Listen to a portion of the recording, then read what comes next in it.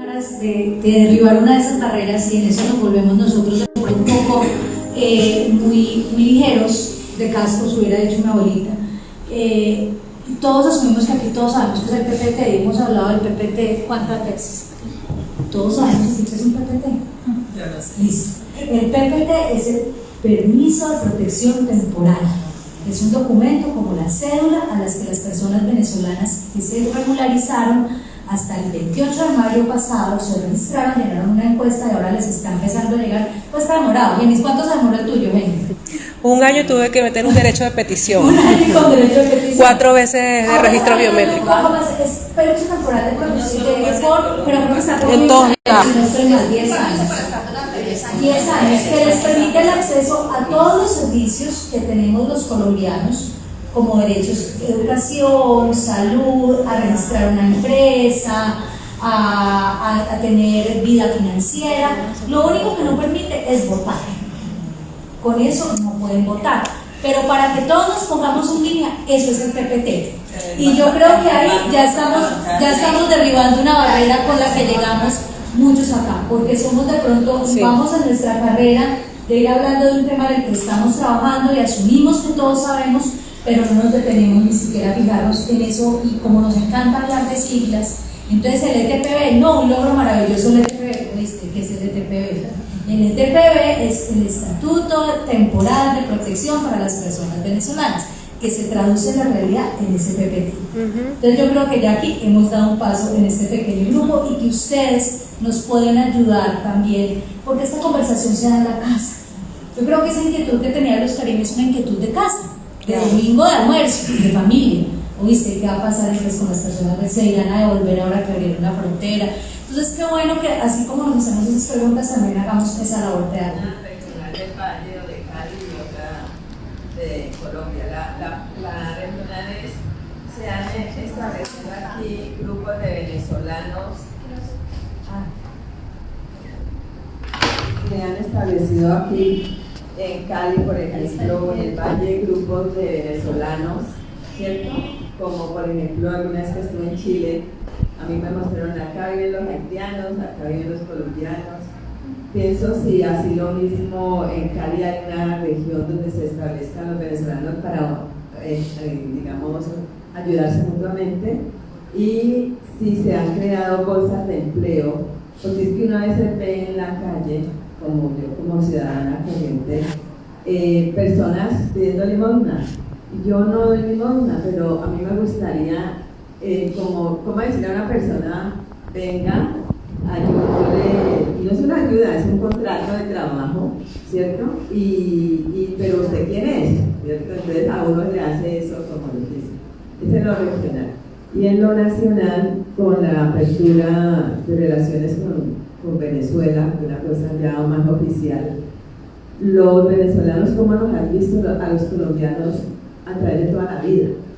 Si nos han visto realmente también como que ellos eran los ricos cuando tenían plata y nosotros éramos los colombianos los que íbamos a trabajar allá. Entonces, ¿cómo, digamos, ideológicamente se ve eso?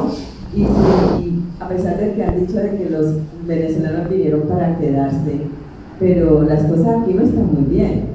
Y Venezuela es un país de petróleo y eso es lo que manda. Si esa economía se mejora, se nos vuelve la torta y ya somos nosotros los discriminados allá. Yo me he hecho como esas Yo creo que Sandra puede hablar una pregunta de la focalización en Cali, y no sé si Álvaro quiere hacer una reflexión sobre el segundo comentario de Luz Karime. Pues justo en esa encuesta que les estoy contando se preguntó dónde vivían los venezolanos, y eso están muy distribuidos, ¿no? Si bien hay un 31% que vive en barrios del oriente, el 21% vive en el oeste, el 24% vive en el centro, norte, entonces creo que en general no hay colonias. Que a mí me parece mejor, ¿no? Ajá. Que puedan integrarse de manera... Se discriminan menos. Sí, se discriminan menos a cuando los tienes, pues allá viven los venezolanos. Eso pues como en términos de dónde están viviendo. Y en términos de las oportunidades laborales, bolsas de empleo y el comentario final. Solo creo que muy probable que ocurra porque la relación de hermandad entre Colombia y Venezuela es muy grande y las personas que tienen familiares venezolanos colombianos pues son mucho más altas que yo irme a un país completamente extraño donde no tengo nexos y pues seguramente hay algunos lazos que me puedan tener en diferentes barrios de la ciudad o en diferentes entornos.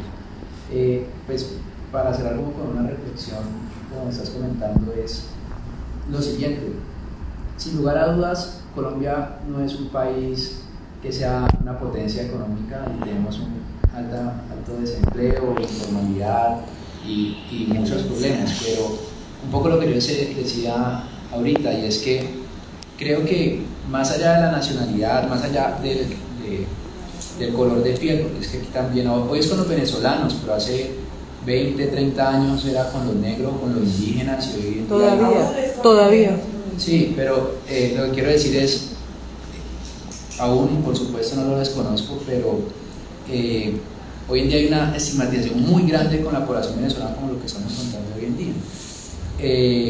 Y hace algo que el día de mañana va a pasar con otras poblaciones y que va a mantenerse ese círculo por ese tipo de comportamiento que tenemos como humanidad de siempre denigrar al otro, de siempre querer ser superior al otro, y que si uno se va desde la concepción del tema y no le da Harari y otras cuestiones, pues siempre quiere haber alguien dominante sobre otra persona, independiente de lo que sea.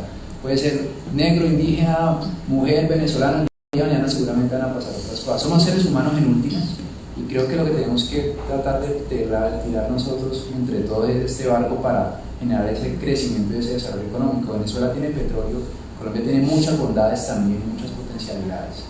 Y siempre hay una frase que a mí me gusta, no es dar lo que sobra, sino compartir lo que se tiene, ¿cierto? Y es buscar cómo en camino se puede lograr ese desarrollo, ese crecimiento, porque pensemos solamente el potencial que tiene Colombia, el potencial que tendríamos como naciones hermanas de cara al mundo, y creo que unidos podríamos ser mucho más. No es fácil, porque hay unas carencias de ciudadanos colombianos que un tomador de decisión dice, bueno, ¿en dónde enfocar esos recursos? Y yo lo admito, y no sería fácil tomar esas decisiones. Pero cosas como lo que ocurrió en el gobierno nacional anterior, que fue dar esa oportunidad laboral, eso es un pequeño paso para eso. Creo que es una acción positiva, que faltan muchas más, por supuesto. El Estatuto de Protección. El Estatuto de Protección, sí. Y creo que se pueden dar esos pasos. Ahora, la cuestión no es cómo reparto la torta actual entre los colombianos, sino cómo hago crecer esa torta, hablando de dinero, pues, de ingresos, para que los colombianos y las colombianas puedan vivir mejor, el país tenga desarrollo económico, y cómo podemos lograr que otros más lo puedan hacer. Pensemos en la mirada de la Unión Europea, si solo iría en España para los españoles, en Francia para los franceses, y cómo los beneficios económicos que pudieron ocurrir por la migración y por tener esos bloques mucho más consolidados. Entonces lo trato de mirar más como un punto de vista del vaso medio lleno, en el sentido de cómo logramos hacer crecer esto y que ese desarrollo económico irradie en muchas más capas de la sociedad. Y ya para cerrar, no solo en las ciudades, y quisieras como anotar algo, y es la interseccionalidad de los análisis, porque tú lo decías ahora, una cosa es la mujer venezolana, otra cosa es la mujer venezolana negra, que va a tener muchos más problemas para estar insertada. Colombiana, otra cosa es la colombiana indígena, otra cosa colombiana negra, y ahí es donde empiezan esos ciclos que se mantienen. Entonces creo que para cerrar, la política interseccional, donde se pueda dar esa mirada completa para lograr generar ese crecimiento y desarrollo. El tema de la discriminación hacia el género humano es un tema que yo siempre digo que está vinculado con el colonialismo y los imperios que se nos han enquistado en nuestros valores, y no es un tema natural. O sea, el ser altamente discriminatorio es un tema aprendido, que nos lo repitieron tantas veces que no lo creemos, y creemos que somos así. Por ejemplo, como hemos aprendido, como RCN a cada rato dice que hay bandas venezolanos y matamos, violamos, cuando, de acuerdo a un reporte de migración, solamente el 2% de los que están en cárceles son venezolanos de todos estos crímenes que hay. Pero RCN lo repite tanto que hay compañeras, incluso amigas, que me dicen, ay, tenía miedo el otro día porque me monté en un bus y se montaron 3 venezolanos y nos van a atracar. Sumas 3 veces lo que hablan en el día, suman las 6 horas. Entonces, por eso es que para mí, yo creo que es muy importante el tema de la comunicación y hacer este tipo de proyectos, hacer este tipo de foros, y de lo que la amiga nos estaba hablando, porque lo que no se dice no se sabe. Y somos más, definitivamente somos más las personas que podemos crear y que podemos contribuir que las personas que son altamente dañinas para esta sociedad, tanto para el ecosistema como para los seres superiores, que son nuestros animales, que son los seres más hermosos del mundo, como para nosotros los y las imperfectas género humano. Entonces hay como que tener mucho cuidado con eso, porque terminamos siendo voceros de lo feo. Sí hay bandas colombo-venezolanas que se fueron generando gracias a todo ese desplazamiento de los años 60, 70 y 80, y que los nietos y los hijos de esas bandas que se crearon allá han generado grandes guetos de sicariato, de narcotráfico en nuestros países. Entonces se dice, cuando el colombiano va al extranjero, yo fui a México, por ejemplo, a hacer una conferencia y me encontré con unos perros del tamaño de un caballo que las policías se los echaban a los colombianos porque seguramente traían coca, porque son familia de Pablo Escobar. ¿Todos los colombianos son familia de Pablo Escobar? Me niego a pensar eso. No es así. Como todos los venezolanos no somos familia de los pranes y del cartel de Aragua que anda jodiendo aquí en Colombia. Entonces, esta cultura del amor es importante que nosotros nos la sembremos y que nos quitemos esas cosas feas que tenemos, que nos han dicho que somos así de feos y de diferentes. Mercedes, yo nací en Medellín, pero viví en Estados Unidos 50 años. Y hace poco, después del COVID, empezamos a regresar a Colombia. Entonces yo no crecí con eso de el rolo, el caleño, el pastuso, el paisa, ¿cierto? Y a mí me sorprendía, yo soy abogada de Nueva York, a mí me sorprendía cuando la gente llegaba y decía, no, es que ella es rola. Que me dijeron las muchachas. No, es que ella es pausa y paisa, y yo, ¿y qué es paisa? ¿Entiendes? Porque no crecí con esos, como con esa cultura. Ese regionalismo. Bueno, entonces llego acá y me encuentro con ese regionalismo. Y entonces encuentro a todo el mundo hablando de los venezolanos. Entonces yo digo, pero entonces nosotros somos inmigrantes en los Estados Unidos y tenemos los mismos problemas que tiene ahora que estaban hablando ustedes, ¿cierto? Me pareció coincidencia que yo dije, ¿a qué biblioteca me voy a trabajar? ¿A la departamental o acá? Me vine para acá porque la comida allí en Cimarrón es más barata. Hoy no estaba buena. Hoy no estaba buena. El asunto es que me parece muy interesante todo lo que ustedes están hablando, porque yo me dediqué a los últimos 10 años de mi carrera a trabajar inmigración. Y te viniste y te encontraste con la muestra, que nos conocimos hace como 8 meses atrás. Sí, sí. Entonces es muy interesante lo que estoy escuchando y me parece que uno debe de aprender lo que acabas tú de decir. Tenemos este colonialismo tan internalizado. Yo creo que está en el ADN, ¿cierto? Porque así, por ejemplo, cuando pasan cosas en los Estados Unidos que alguien se enferma y yo digo, pero ¿dónde está el grupo de colombianos para que recojan plata para que se ayuden? No lo hay, porque el colombiano es muy bueno solo, pero muy malo en grupo, como que no se ayuda. Lo mismo pasa con los venezolanos. Hay venezolanos que están haciendo buen dinero en Venezuela. Sí. Cuando estuvimos tratando de buscar unos fondos para ayudar a la mamá de Jenny, yo le escribí a todos los venezolanos que conozco en Nueva York. Sí, claro, pero nadie dio un dólar. Yo decía, aunque sean $10, lo que sea. No hay esa estrechez. Lo que no sucede, digamos, con otras nacionalidades. Los dominicanos. Usted llega con un dominicano y se lo presenta a cualquiera. Yo le busco trabajo. O sea, sí. Los caribeños, no sé qué les pasó, sí. ¿Cierto? ¿Qué les pasó? Pero no es igual que Latinoamérica. Latinoamérica tiene una infección colonialista desde hace tiempos. Bueno, de todas formas, rapidito, porque yo sé que acabamos, me parece muy chévere causalmente que haya estado yo acá cuando yo no sabía de esto, no sabía que estaba pasando hoy. Estoy aprendiendo todo lo de Colombia, esto es nuevo para mí, hasta La Plata, ¿cierto? Como que ¿cuánto vale la camisa? 100, ok, 100. No, vale medio millón, porque no hay diferencia todavía, sí. No entiendo, estoy conociendo la conversión. Y estoy en Cali, que no, pues mi mamá siempre me dijo, cuidado con las caleñas. ¿Y terminaste con una caleña? Entonces, imagínate, es algo nuevo, totalmente diferente. Los estoy mirando a los colombianos, los estoy mirando, los estoy escuchando. Y yo digo, wow, ¿cierto? ¿Cómo tenemos ¿cómo se me olvidó? la palabra, Enraizada. enraizado, esa discriminación. Y ahora que usted lee acerca de hace 100 años, imagínate, de hace mucho tiempo. De todas formas, lo felicito por este conversatorio. Espero asistir a más. Gracias. Bueno, Gracias, Mercedes. Escuchando todo esto y ¿su nombre, por favor? Dora Chamorro, soy del Movimiento Social de Mujeres y tengo muchas camisetas puestas de las mujeres, de los derechos de las mujeres, la equidad. Y por ahí vamos caminando. Mujer tenías que ser. Pero pues yo creo que todas estas conversas, estas acciones positivas van en mejora. Bueno, yo como siempre pienso en positivo y me he ido descolonizando y también he ido haciendo un proceso de descolonización en la familia, los amigos, las amigas, la comunidad. Creo que somos gente muy bonita, ¿sí? Creo que somos gente muy bonita cuando rompemos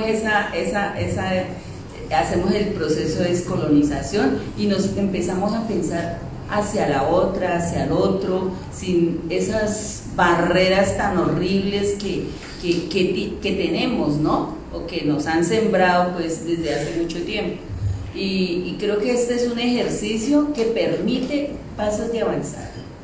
Todo lo que hagamos siempre es paso de avanzar. Por ejemplo, hace 12 años en Cali no hablábamos de feminismo. Éramos unas locas por ahí, 4 gatas que salíamos a la calle, hablamos de feminismo, vendíamos derechos, protestábamos, reclamamos, pero hace 12 años se estableció la perspectiva de género, sobre todo en la administración pública.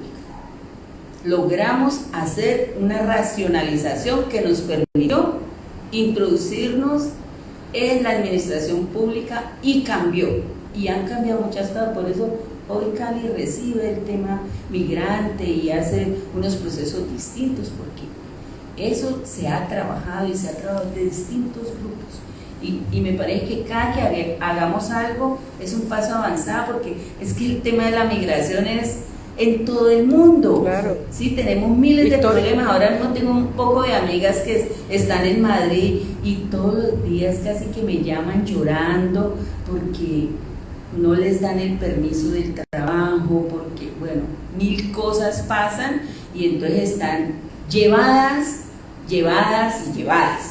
Entonces dice yo, ¿qué hago? Ahorita me vuelvo, no tengo con qué, cómo volver otra vez a qué también. Entonces creo que si un paso se da aquí, eso repercute en el mundo entero, porque aprendemos también. Hace mucho tiempo hicimos desde las mujeres también con una organización que se llama CAMI, todo ese proceso también de migración, de trata de personas, y también hay que enseñarle a la gente qué hacer, a qué instituciones ir.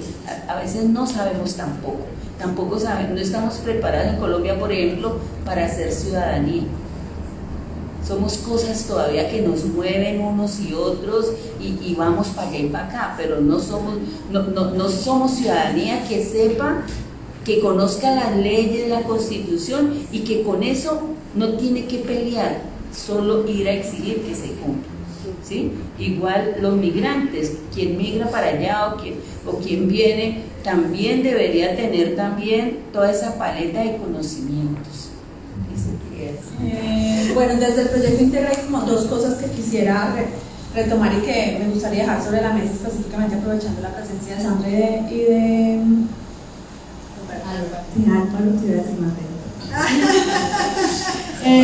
una de ellas es, estamos encontrando un fenómeno con la población migrante que creo que vale la pena que tengamos en cuenta asociado al tema de la bolsa de empleo, y es, lo hablamos ahorita un poco con Santiago, y es que con las conversaciones que hemos tenido con los diferentes empresarios nos hemos ido encontrando discursos, obviamente no fundamentados en cifras todavía, pero discursos es que las vacantes que tenemos para colombianos no las están ocupando los colombianos porque no están queriendo trabajar, por ejemplo, en trabajos como construcción.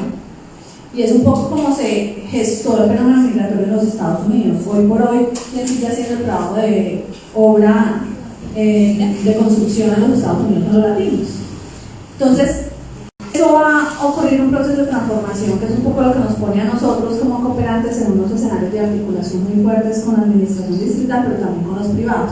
Y es que está arrojando la economía actualmente, que nos pone en unas particularidades, y esto es una, digamos, una posición de lo que hemos ido encontrando sobre la población, y es que la vulnerabilidad a la que está expuesta hoy la población migrante, si bien está asociada a la capacidad adquisitiva de llegar a un lugar donde no tengo una red de apoyo mínima, en el momento en que se cubre ese mínimo, las vulnerabilidades son de otro tipo, porque las herramientas que tienen ellos y las habilidades, o si lo queremos mencionar un poco más desde el enfoque social de las herramientas para la vida asociadas al bienestar, son muy diferentes a la población vulnerable que tenemos en el país, ¿cierto?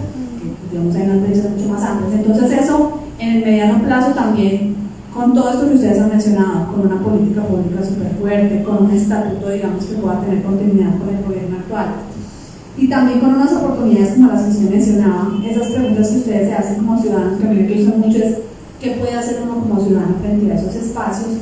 Es irse enterando específicamente que un documento como el PPT pues es un documento oficial hoy en el país, para ir caminando un poco hacia ese rumbo que nosotros estamos buscando, y es otro de los proyectos que tenemos de USAID en la ciudad, que se llama Oportunidades sin Fronteras, y es que tenemos que crear, para mencionar lo que decía Angélica, ir cerrando esa brecha y poder generar unas oportunidades hacia el desarrollo con esas personas que tienen vocación de permanencia, ¿cierto?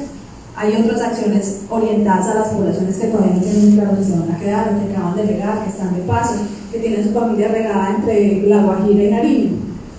Con ellos hay que hacer otro tipo de acciones, pero personas como Jenny y muchas otras que ya dicen que sí, mi oportunidad está acá, y a pesar de la apertura de la frontera, allá no hay unas condiciones hoy económicas y sociales claras para regresar, es posible que nosotros tengamos que pensar en ese tipo de acciones, y eso es justo lo que estamos haciendo. Entonces, para no alargar un poco y pensar más en la bolsa de empleo, estamos teniendo un trabajo muy articulado con la Alcaldía de Cali, puntualmente con la Secretaría de Desarrollo Económico, con la Agencia Pública de Empleo, con una fundación WW. Un trabajo súper fuerte.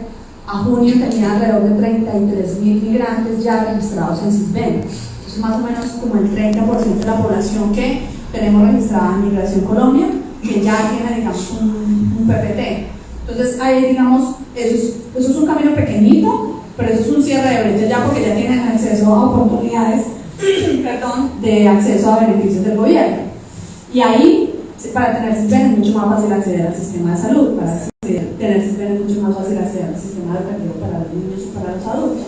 Entonces, miren que es transitar, ayudarlos a transitar en un tema de derechos que para nosotros se vuelve paisaje, como colombianos se vuelve paisajes, pero para ellos toca acompañarlos a ellos y a las instituciones. El cierre de brechas con los empleados públicos. A veces el empleado público no tiene ni idea de lo que tiene que hacer también con la población migrante. Entonces, todos esos frentes, para resumirles el asunto, es un poco lo que estamos tratando desde los diferentes programas de USAID, y hablo propiamente por los que nosotros estamos coordinando en la ciudad, de poder acompañar a los públicos, a los privados y a las organizaciones sociales en poder ir atendiendo poco a poco ese cierre de brechas. Entonces ahí digamos que hay una oportunidad de trabajo conjunta con ustedes, con la academia, con las fundaciones, con la misma alcaldía, que ha sido un gran aliado. Hay muchas barreras, siguen existiendo muchas barreras, pero ya las tenemos identificadas y creemos que ahí ya hay una oportunidad de trabajo conjunta.